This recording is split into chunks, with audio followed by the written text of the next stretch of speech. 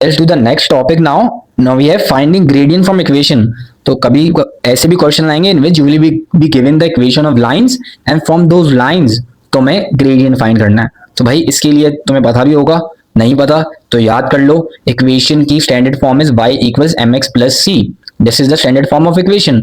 और इस इक्वेशन में x और y क्या है, कोई भी लाइन के पे कोऑर्डिनेट लेते हो तो उस कोऑर्डिनेट पे x और y की वैल्यू आती है ना, x और y की वैल्यू होती है.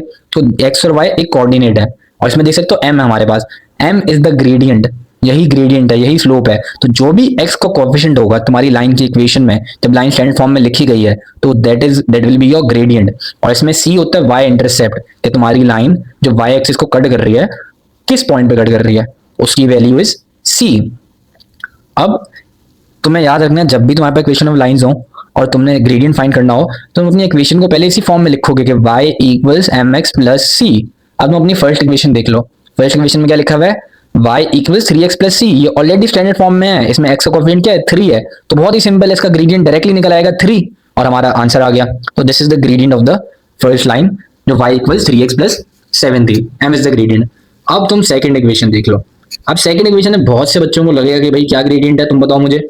अगर तुम बोल रहे हो 8 देन यू आर रॉन्ग. क्यों भाई, क्योंकि this equation is not written in the format y equals mx plus c. ये स्टैंडर्ड फॉर्म में नहीं है. जब तक इसको स्टैंडर्ड फॉर्म में कन्वर्ट नहीं करोगे you won't be able to find the gradient.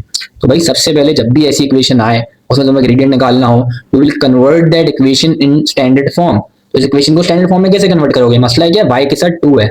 तो बहुत ही सिंपल है, इस पूरी इक्वेशन को 2 से डिवाइड कर लो, तुम्हारा y सब्जेक्ट बन जाएगा, इक्वेशन स्टैंडर्ड फॉर्म में आ जाएगी और जो भी फिर x का कोएफिशिएंट होगा that will be your gradient. So let's do that.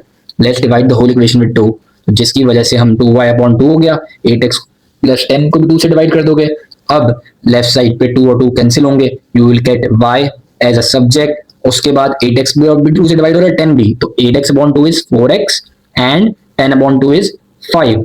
तो y इक्वल्स 4x प्लस 5. अब सिंपल है, स्टैंडर्ड फॉर्म आ गई. Whatever the coefficient of x is now that is your gradient. तो भाई तुम्हारा ग्रेडियंट निकल के आ गया, दैट इज 4. तो याद रखना इक्वेशन हमेशा स्टैंडर्ड फॉर्म में कन्वर्ट होगी फिर ही तुम ग्रेडियंट निकाल सकते हो. अगर डायरेक्टली तुम लिख देते हो 8 then you are wrong and this is a very common mistake. तो हमारा पार्ट 2 भी हो गया. तो ये क्वेश्चन 2 भी हो गया. Now let's do the third question. अब इसमें भी हमें from this equation of line we need to find gradient.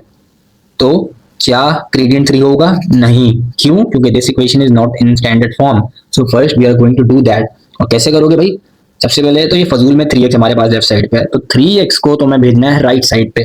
और 3x पे यू कैन सी कि हमारे पास एक पॉजिटिव साइन है, जिसकी वजह से जब 3x को तुम राइट पे मूव करोगे this is going to be 2y equals 12 minus 3x.